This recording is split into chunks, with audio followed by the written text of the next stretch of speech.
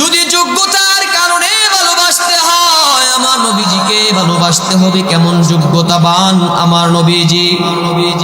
নবীজি একদিন আলীরে সফর সঙ্গী বানায় যুদ্ধের ময়দানে গেলেন। নবীজি যখন ক্লান্ত হয়ে গেলেন, আলীকে ডাক দেয়া বলে, আলী রে, ক্লান্ত হয়ে গেছি, তুমি একটা গাছ বের করো, গাছের নিচে আমি একটু আশ্রয় নিতে চাই। আলী অনেক খোঁজাখুঁজির পরে একটা গাছ বের করলেন। ওগো নবীজি, গাছ পেয়েছি, আমি উরুটা পাইতা দিয়েছি, আপনি আমার উরুর মধ্যে আরামের ঘুম ঘুমান, মাথা দিয়া ঘুমান। নবীজি যখন ঘুমায়া যায়, আরাম করে নবীজি যখন ঘুমায়া যায়, আমার বাবাজি নবী তো ক্লান্ত শরীর নিয়ে ঘুমাইছে, জোহরের পরে ঘুমাইছে, আসরের সময় নবীর ঘুম ভাঙে না। এদিক দিয়ে আলী তাকায় দেখতেছে সূর্যটা নিবু নিবু ভাব, ডুবে যাবে। সূর্য যদি ডুবে যায় তাহলে তো আসরের নামাজটা কাজা হয়ে যাবে। আসরের নামাজ যদি কাজা হয়ে যায়, আল্লাহর কাছে কি জবাব দিব? চিন্তায় পড়ে গেলেন। আবার এমন একজন সম্মানী মানুষ যদি আমার উরুর মধ্যে মাথা দিয়া ঘুমায় আছেন, উনারে যদি ডাক দেয়, আল্লাহ তো নারাজ হয়ে যাবে। টেনশনে পড়িয়া আলী চোখের পানি ছাইরা দিয়া কান্না করে। নবীর সাহাবী কান্দে, এক ফোঁটা চোখের পানি নবীজির গা মুবারকে পড়ে যায়। নবীজির ঘুম হালকা ছিল, নবীর ঘুম ভাঙা গেছে। তাকায়া দেখি আলী তো চোখের পানি ছাইরা কান্না করে। রে আলী, কিসের জন্য তুমি কান্না করতেছ? লিমাদা তাবকি, এ আলী, কেন তুমি কান্না করতেছ?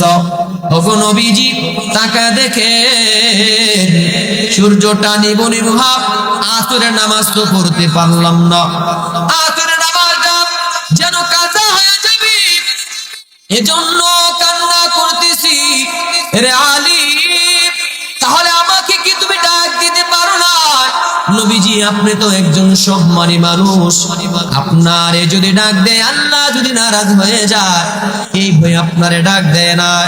রে আলী, কান্না করবে না, বেনামাজিকে নামাজি বানানোর জন্য আমি আগমন করেছি, আমার জন্য তোমার নামাজ কাজা হতে পারে না।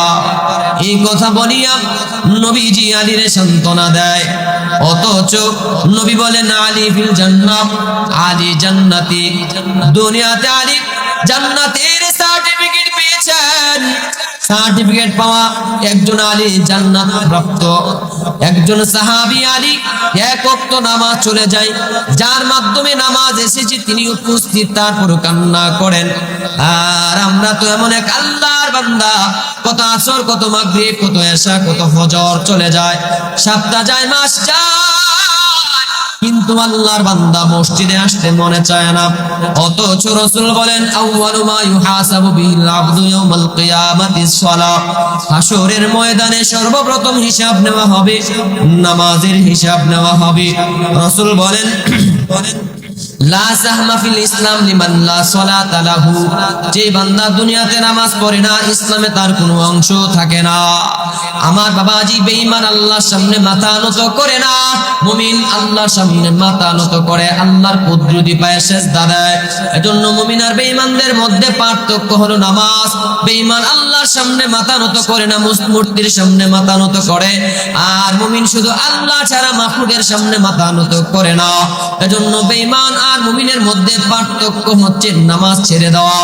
আমার বাবাজি, কত নামাজ চলে যায় কিন্তু আল্লাহর বান্দার দিল কাঁদে না। আল্লাহর নবীর সাহাবী কান্দে, আল্লাহর নবী ডাকতে বলেন, এ আলী, কান্দি না, আমাকে আল্লাহ মানুষের বেনামাজি বানানোর জন্য পাঠায় নাই।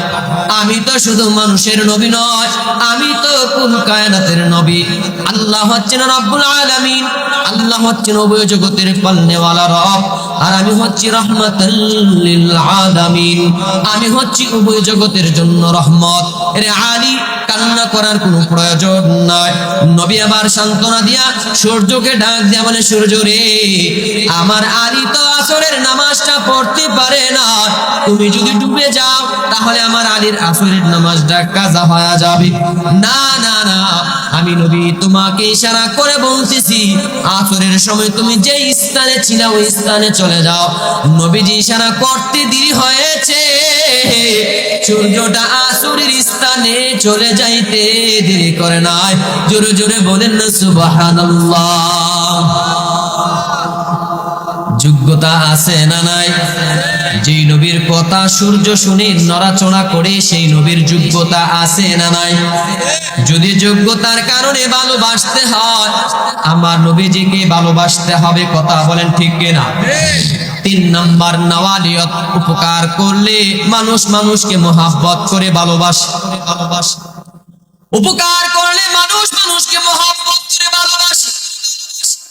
আপনি আমার নারায়ণগঞ্জ গিয়া যদি ভাড়া নাই, বাড়ি পর্যন্ত আসার ভাড়া যদি আপনার থেকে হারায়া যায়, আমি পর্যন্ত এই বাড়ির ছোট বাকাল পর্যন্ত আসা পর্যন্ত আমি যদি আপনারে ভাড়া দেয়, কোন একদিন আপনি আমাকে এলাকায় দেখলে বলবেন, হুজুর নারায়ণগঞ্জে বিপদের অবস্থায় ভাড়া দিয়া সহযোগিতা করছিলেন, এখন আমার বাড়িতে একটা রংসা না খায়া যাবেন না। কথা বলেন ঠিক কিনা? উপকার করলে মানুষ মহব্বত করে ভালোবাসে। আমার বাবাজি যদি উপকার করার কারণে ভালোবাসতে হয়, আমার নবীর মতো কেউ দুনিয়াতে কেউ উপকার করে নাই। দুনিয়াতে উম্মতকে কি পরিমাণ উপকার করেছেন, পরকালে নবীজি আমাদের জন্য কতটা উপকার করবেন। আজকে যে আমরা ইমানদার হতে পারছি একমাত্র নবীর কষ্টের বিনিময়ে। নবীজি তাইফের ময়দানে রক্তের আঘাত সহ্য করলেন, বদদুয়া দিলেন না। উটের বুড়ি মাথাতে রাইখা দিলেন, তারপরে বদদুয়া দিলেন না। পাথরের আঘাত সহ্য করলেন, তারপরে বদদুয়া দিলেন না। নবী যদি বদদুয়া দিতেন তাহলে আমাদের বাপ দাদা তারা ছিল বেঈমান, তারা হয়ে যাইতো বেঈমান, বেঈমানের করে আমরাও থাকতাম বেঈমান। এখন ইমানদার হওয়াতে কি লাভ হয়েছে জানেননি? আল্লাহ নবী বলে, যার ভিতরে জাররা পরিমাণ ঈমান আছে, হাসরের ময়দানে জাররা পরিমাণ ঈমানের বদলে আল্লাহ তাআলা যারে ছোট্ট একটা জান্নাত দান করবে। আর দুনিয়া ওয়া আশারাতু আমসালিহা, দুনিয়া আর 10 অর্থাৎ 11টা দুনিয়া সম পরিমাণ যারে আমার আল্লাহ ছোট একটা জান্নাত দান করবে, সে জান্নাতটা হবে দুনিয়ার 11টা সম পরিমাণ জান্নাত। জোরে জোরে বলেন না সুবহানাল্লাহ। এত বড় জান্নাতের মালিক আল্লাহ তাআলা বানাবেন একমাত্র ইমানদার হওয়ার কারণে। ইমানদার হতে পারছি একমাত্র নবীর কষ্টের বদলে। তাইফের ময়দানে যখন নবীজি গেলেন, বেঈমানেরা পাগল বলিয়া নবীজির পাথর মারে আঘাত করে, রে মুহাম্মদ পাগল এসেছে। পাথর মারতে মারতে নবীজির বেঈমানরা বেহুশ বানায়া দেয়। আমার নবীজি বেহুশ হওয়া এটা কোনো সাধারণ কথা নয়, কারণ আমার নবীর গায়ে 4000 পুরুষের সমপরিমাণ শক্তি ছিল। এমন একজন নবীরে বেঈমানরা পাগল বলে, আর লোহার পিছন দিয়া লোহার আংটা টানতে টানতে নবীজিরে বেহুশ বানায়া দেয়।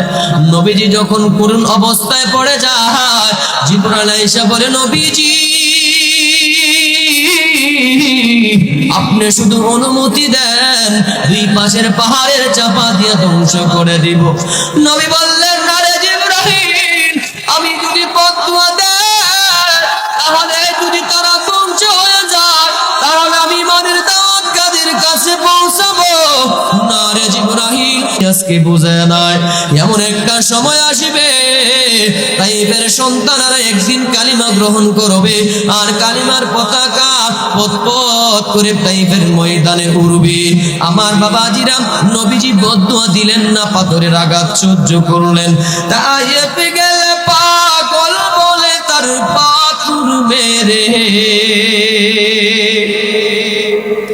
তাইফে গেলে পাগল বলে তার পাথর মেরে, রক্ত ঝরাইলেন তবু ইসলামকে ভুলেন না, রক্ত ঝরাইলেন তবু বদদুয়া দিলেন না। তার কষ্ট জীবনে শুনিলে সইতে পারি না।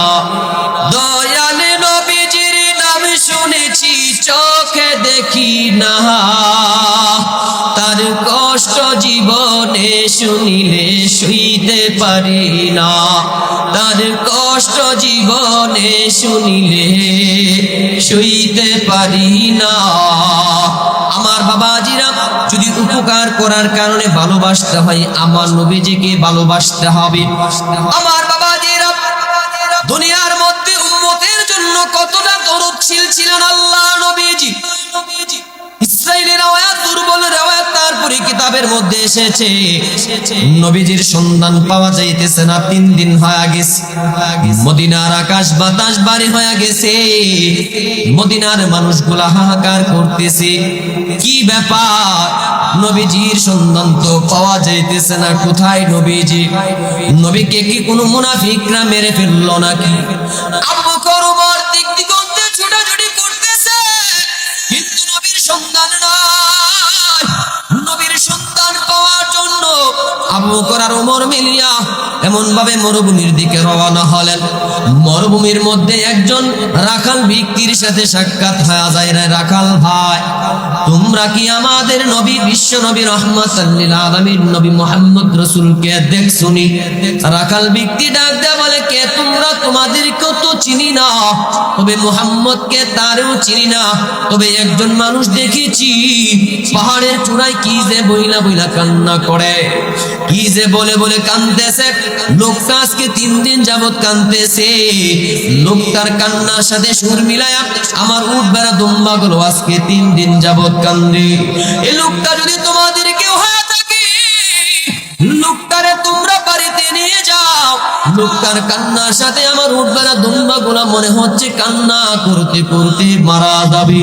এই কথা শুনিয়া এমন ভাবে নবীজির সন্তানের জন্য আবু বকর গেলেন উপরে পাহাড়ের চূড়ায় গিয়া। ঠিকই তো দেখে নবীজি সেজদার মধ্যে পড়িয়া উম্মতি উম্মতি বলে নবীজি কান্না করেন।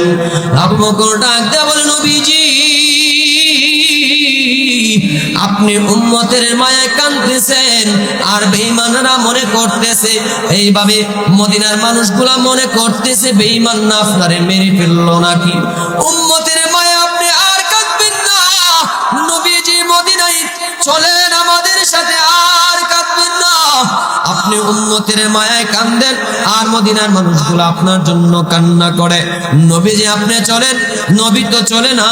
আবু বকর ডাক দেয়া বলে, নবীজি আমি আবু বকর জীবনে যা যে কামাই করেছি সব নেক আপনার উম্মতের জন্য দিয়া দিলাম।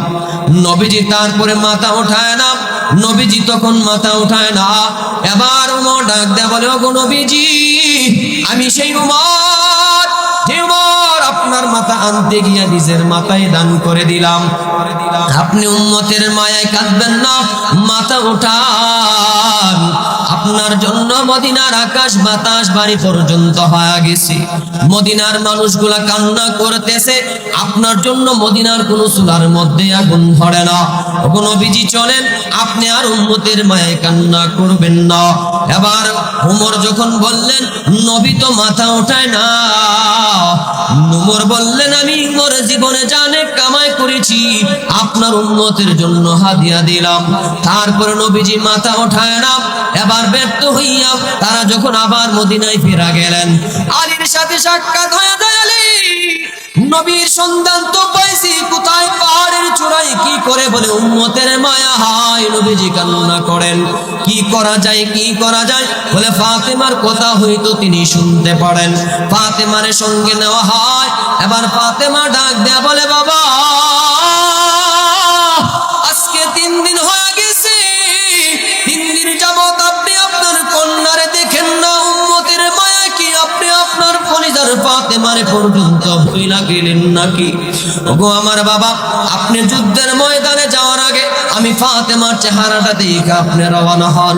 যুদ্ধের ময়দান থেকে ফেরার পরে আমি ফাতেমার চেহারাটা আপনি সর্বপ্রথম দেখেন। একদিন যদি কলিজার ফাতেমারে না দেখেন, আপনার তো মনের মধ্যে শান্তি লাগে না।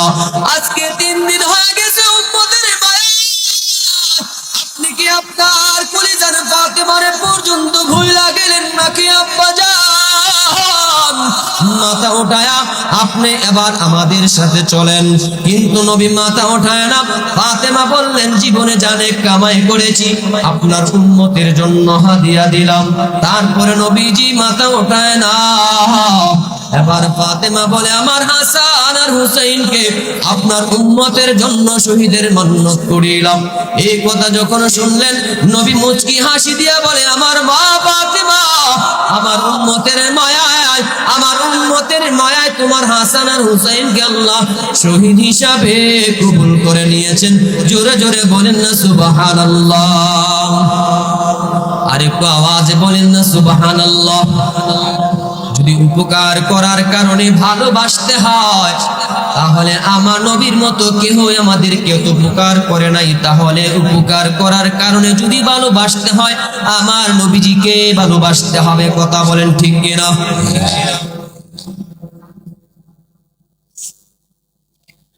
4 নাম্বার, মানুষ মানুষকে ভালোবাসে। কারাবিয়ত, রক্তের সম্পর্ক থাকলে মানুষ মানুষকে ভালোবাসে। রক্তের সম্পর্ক থাকলে মানুষ মানুষকে ভালোবাসে। আপনার মারে ভালোবাসেন, রক্তের সম্পর্ক আছে। খালাম্মারে ভালোবাসেন, রক্তের সম্পর্ক আছে। আপনার মামা চাচা খালা যারা আছে সবাইকে ভালোবাসেন, রক্তের সম্পর্ক আছে। রক্তের সম্পর্ক থাকলে মানুষ মানুষকে ভালোবাসে। যদি রক্তের সম্পর্ক থাকার কারণে ভালোবাসতে হয়, তাহলে আমার নবীজিকে ভালোবাসতে হবে। কেন জানেননি? আল্লাহ নিজে বলেন হাসরের ময়দানে আল্লাহ পাক রব্বুল আলামিন যখন আল্লাহ তাআলা রূপ নিয়ে বসবেন, ভয়ঙ্কর সূরত নিয়ে আল্লাহ তাআলা যখন বসবেন, ভয়ঙ্কর সূরত নিয়ে যখন আল্লাহ বসবেন, এমন একটা ভয়ঙ্কর সূরত আল্লাহর হাবিব, আল্লাহর নাম রহমান, আল্লাহর নাম রহিম, আল্লাহর নাম গফফার, আল্লাহর নাম সত্তার। আমার বাবাজি, আমার আল্লাহ যেমন ভয়ঙ্কর, আবার তেমন আল্লাহ দয়ালু।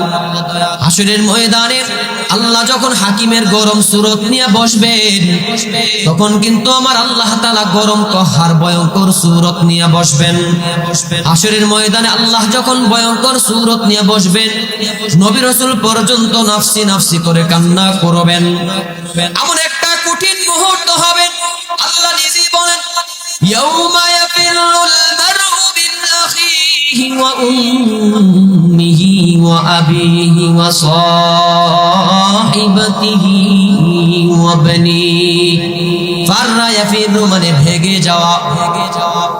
আল্লাহ ভয়ঙ্কর সূরত নিয়ে বসবেন, হিসাব নেওয়ার জন্য যখন আল্লাহ বসবেন, মানুষগুলো সেদিন পেরেশান হইয়া কান্নাকাটি করবে। আহারে, সন্তান যাবে মায়ের কাছে, আম্মা জান একটু ডেক দেন। আমার বাবাজি সেদিন সন্তান থেকে মা দূরে পলায়ন করবে। ফাররা ইয়াফিরু মানে ভেগে যাওয়া। ফাররা ইয়াফিরু মানে ভেগে যাওয়া। ইয়াফিরুল মারউ মানুষ সেদিন ভেগে যাবে মিন আখিহি, ভাই থেকে ভাই ভেগে যাবে। আল্লাহ তাআলা মাতা পিতার আগে ভাইয়ের কথা আগে আনলেন, তার কারণ হচ্ছে মুফাসসিরিনে কেরাম বলে দুনিয়ার মধ্যে ভাই যদি বিপদে পড়ে, ভাই কিন্তু আর ঘরের মধ্যে বসে থাকতে পারে না। মা বাবা দৌড়ায় বলে, কিরে তোর বাইরে তুই মুখ জায়গায় মারছে, বিপদে পড়ছে, দৌড়ায়া যা। দুনিয়ার মধ্যে ভাই যদি বিপদে পড়ে, ভাইটা সবার আগে বিপদে পাশে দাঁড়ায়। নন্দনপুর বাজারে ভাইটা বিপদে পড়ে গেছে, আরে ভাইয়ের জন্য ঘরে বসে থাকে না, দৌড়ায়া ভাইয়েরকে বাঁচানোর জন্য যায়। আল্লাহ বুঝাইতে চাই, বান্দা দুনিয়ার জমিনে তোমার ভাই সবার আগে তোমার বিপদের পাশে দাঁড়াইছিল, সেদিন তোমার ভাইটা সবার আগে তোমার থেকে পলায়ন করবে। স্বামী তার স্ত্রী থেকে পলায়ন করবে, বন্ধু বন্ধু থেকে পলায়ন করবে, সবাই সবাই থেকে পলায়ন করবে, বাবা তার সন্তান থেকে পলায়ন করবে, সবাই সবাই থেকে পলায়ন করবে। আরে আমার বাবাজি খেয়াল করে শোনেন, সবাই সবাই থেকে পলায়ন করবে, শুধু মাতা পিতা তো দূরের কথা, সেদিন তো আমার নিজের দেহটাই আমার বিরুদ্ধে হয়ে যাবে। আল্লাহ নিজে বলেন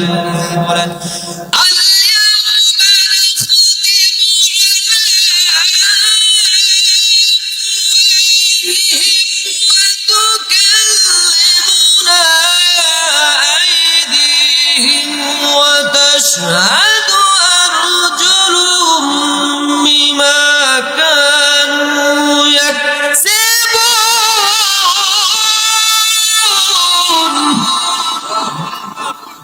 আমার বাবাজিরা খেয়াল করে শুনেন, আল্লাহ বলেন সেদিন বান্দা তোমার জবানে মোহর মেরে দেওয়া হবে। ওয়াতুকাল্লিমুনা আইদিহিম, বান্দারে হাত সেদিন আমি আল্লাহর সামনে কথা বলবি। বান্দা ভালো করে থাকলে হাত তোমার পক্ষে বলবি, খারাপ করে থাকলে হাত তোমার বিপক্ষে বলবি। এই হাত দ্বারা যদি আলেমদেরকে জামিয়া ইউনুসের ছাত্রদেরকে গুলি করে মারছো, হাত তোমার একদিন বিরুদ্ধে কথা বলবি। রবিউল মুক্তাদির মতো নাস্তিকের কথা শুনে যারা যারা মাদ্রাসার মধ্যে হামলা করেছো, একদিন হাত তোমার বিরুদ্ধে কথা বলবি। শাপলা চত্বরে ছাত্র ভাইদেরকে যারা নির্যাতন করেছো, হাত দ্বারা আক্রমণ করেছো, একদিন হাত তোমার বিরুদ্ধে বলবি।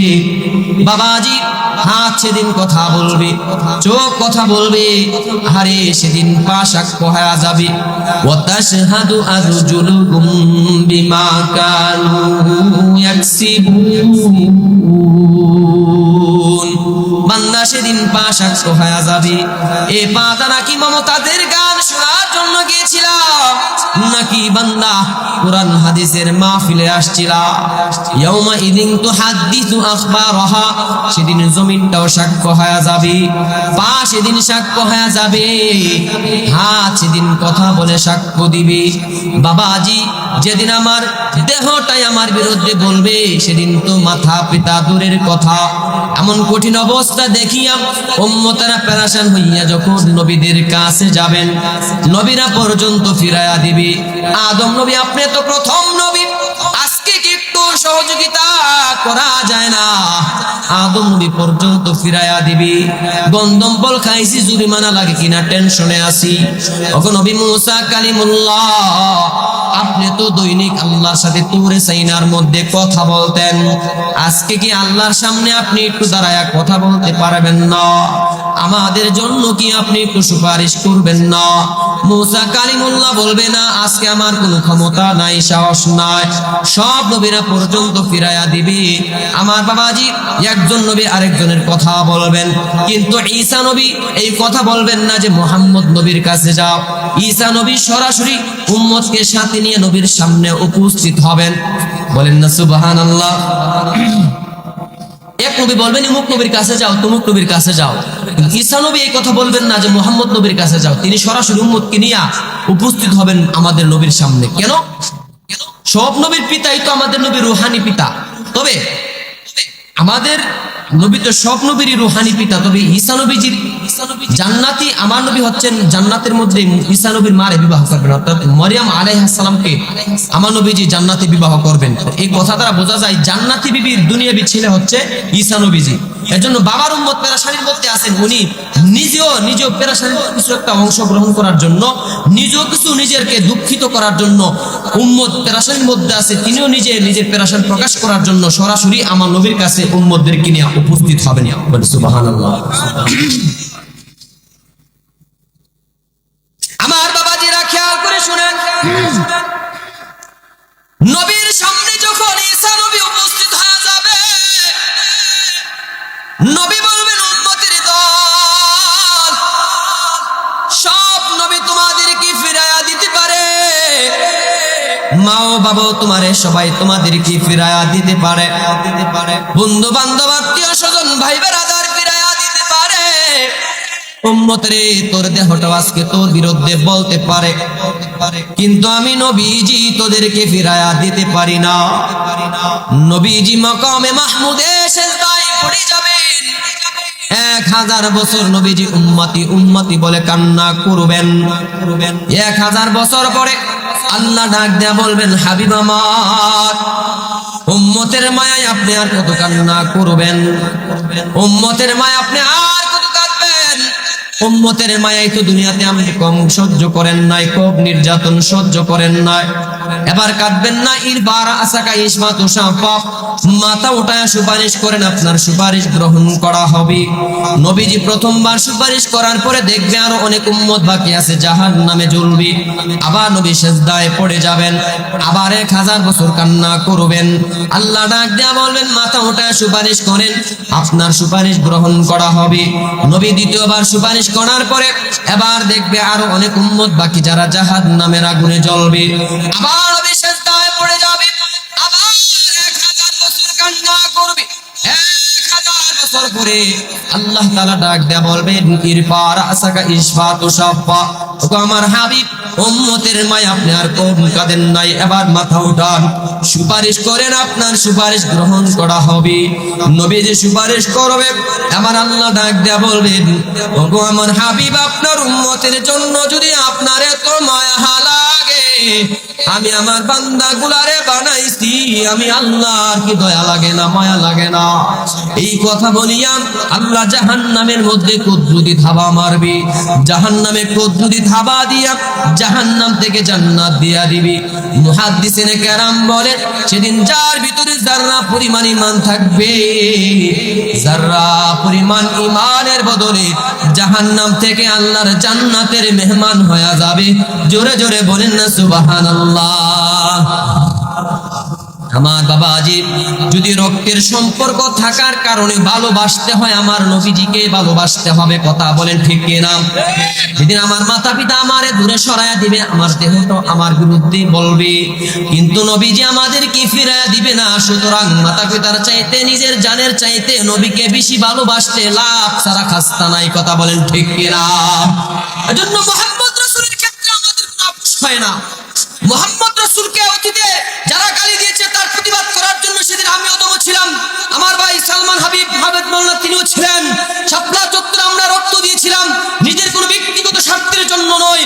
সাহাবাগীরা আমার নবীকে কটাক্ষ করেছে, ময়দানে ঝাঁপিয়ে পড়েছিলাম।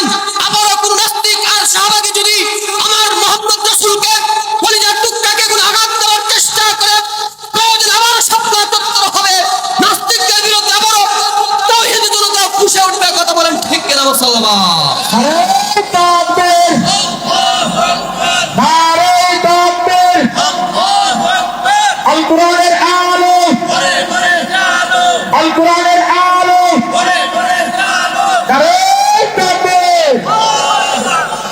এজন্য আমার বাবাজিরা খেয়াল করে শুনেন, সময় সংক্ষেপ, যেহেতু নবীর মোহাব্বত নিয়ে বলেছি, নবী বলেন মোহাব্বত তখনই প্রকাশ পাবে আমি নবীজির শাফায়াত তারা সবার আগে পাইবে।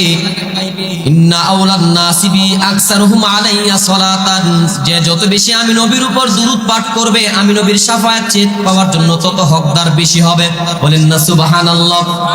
আল্লাহ নবী আরো বলেন মান সাল্লা আলাইয়া আশরান ফি আউয়ালিন নাহার ওয়া আশরান ফি আখিরিন নাহার, সকাল বেলা 10 বার, সন্ধ্যা বেলা 10 বার, যে উম্মত, যে বান্দা, যে বান্দি আমি নবীর উপর সকাল বেলা 10 বার, সন্ধ্যা বেলা 10 বার দুরূদ পাঠ করবে, হাসরের ময়দানে নালাতু শাফাতি ইয়াউমাল কিয়ামা, যে উম্মত দৈনিক 20 বার দুরূদ পড়বে সাল্লাল্লাহু আলাইহি ওয়াসাল্লাম, সাল্লাল্লাহু আলাইহি ওয়াসাল্লাম 10 সেকেন্ডে 10 বার পড়া যায়।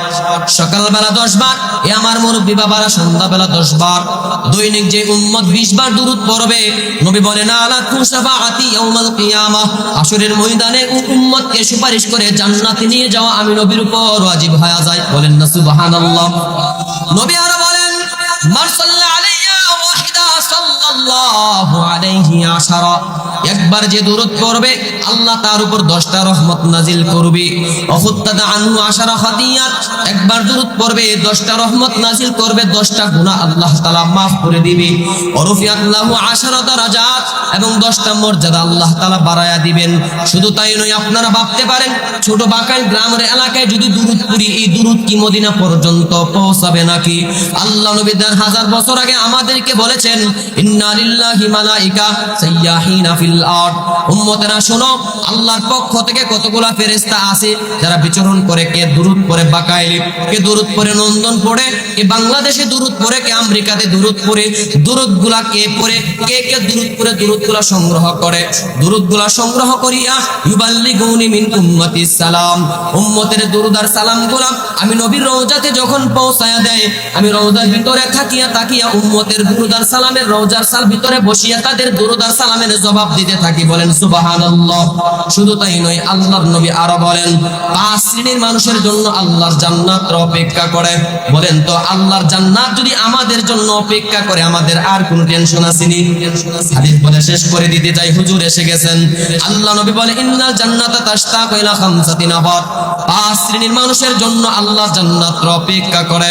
1 নম্বর তালিল কুরআন, যে বেশি বেশি কোরআনের তিলাওয়াত করবে তার জন্য আল্লাহর জান্নাত অপেক্ষা করে, বলেন না সুবহানাল্লাহ। 2 নম্বর ওয়া হাফিজিল লিসান, যে তার জবানকে হেফাজত করে তার জন্য আল্লাহর জান্নাত অপেক্ষা করে। মিথ্যা কথা বলা থেকে, গীবত করা থেকে, শিকায়াত করা থেকে যে তার জবানকে হেফাজত করতে পারবে তার জন্য আল্লাহর জান্নাত অপেক্ষা করে, বলেন না সুবহানাল্লাহ। শেষ করে দিতে চাই জবানকে হেফাজত করা। প্রত্যেকটা এলাকার মধ্যে এক একটা থাকে শাস্ত্র, এটার মধ্যে শুধু সমালোচনার ঘাটতি। যত গীবত আছে শাস্ত্রে, এটার হলো সংসদ। এটার মধ্যে আপনার বৈজ্ঞানিক পাইলেন, সব ধরনের বৈজ্ঞানিক এটার ভিতরে ঢুইকা, নাসার বৈজ্ঞানিকও ফেল এটার ভিতরে ঢুইকা, শুধু কে কি করছে এই দুষ্করের শুধু সমালোচনা সমালোচনা সমালোচনা। এমন কিছু সমাজে মানুষ আছে না নাই? নিজের দোষ দেখে না, শুধু পরের দোষ দেখে। এমন হয়ে গেছে, শুয়ে আছে না, শুয়ের গুড়ার মধ্যে একটা ছিদ্র আছে।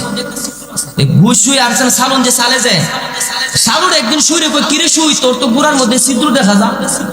শুয়ে কয়, কিরে সালুন, তোর তো পুরাটা দেহের মধ্যে ছিদ্র, এগুলো তোর সহ করে না, আমার গায়ে একটা ছিদ্র, এটা তোর নজরে পড়ছে। সমাজে নিজের দোষ দিয়ে পরপর এগুলা দেখেন, আরেকবার একটা দোষ দেখে এটার সমালোচনা করতে করতে এটার ধোয়া পর্যন্ত উঠায়। কথা বলেন ঠিক কিনা? মিথ্যা বলা থেকে হেফাজত করা। তবে এক জায়গায় মিথ্যা বলা যায়, ম্যাডামদের কাছে।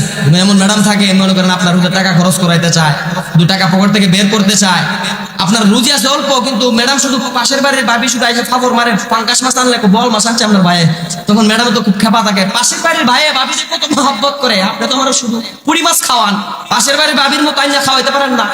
ডাইনিং টেবিল আনছে, মনে করেন পাশের বাড়ির ভাবি আনছে 1.5 লক্ষ টাকা দেয়, আপনার আগের গরু ছিল 75,000 টাকা, পাশের বাড়ির ভাবির কাছে গেছে, দেখেন না আপনার ভাই আনছে 1.5 লক্ষ টাকা দা, সুন্দর ভিতরে ভিতরে জ্বলতেছে। রাতে যখন ঘুমাইতে গেছে, ভাবি তো আর এদিকে ফিরে না। আর কি হইছে? আরে কথা কয়ও না। আর কি হইছে? আরে কথা কয়ও না। পাশের ভাবির ভাইয়ে 1.5 লক্ষ টাকা দেয়, ডাইনিং টেবিল আনছে, আমলাই না দিয়েছিলাম মাত্র 70,000। কে রে, আপনি কি আনতে পারলেন না 2 লক্ষ টাকা দা? এরকম যদি জামাই থাকে তাহলে আপনি বলেন 70,000, তাই না বলেন 1.5 লক্ষ দাঁড়ছি। এমন বউ যদি থাকে তাহলে আপনিও বলে ফেলেন 70,000 দাঁড়ছেন, তো সমস্যা নেই, বলেন আপনি বলেন 2 লক্ষ টাকা দাঁড়ছি, যাতে করে আপনাকে এমন ভাবে ফকির না বানাইতে পারে। অনেক মুরব্বীরা খুব খুশি থাকে কথাটা বললে, কারণ অনেক মুরব্বীরা গাড়ি আপনারা জুরিনার মা আমার তো জীবনটা চাইনা লাইছে, আগে যদি কইতেন যে 10 টাকা দেন না 20 টাকা বলে দিতাম, এমন তো জীবনটা শেষ। ওয়াহাফিজিল লিসান, জবানকে হেফাজত করা। 3 নাম্বার ওয়া মুতইমিল জিয়ান, যে তার ক্ষুধার্ত মানুষদেরকে খাবার খাওয়ায় তার জন্য আল্লাহর জান্নাত অপেক্ষা করে। 4 নাম্বার ওয়া মুকসিল উরিয়ান, যে ক্ষুধার্ত মানুষদেরকে, মুকসিল উরিয়ান বস্ত্রহীন মানুষকে যারা কাপড় দিয়া সহযোগিতা করে তার জন্য আল্লাহর জান্নাত অপেক্ষা করে। 5 নাম্বার ওয়া মান সাল্লা আলা হাবিবির রহমান,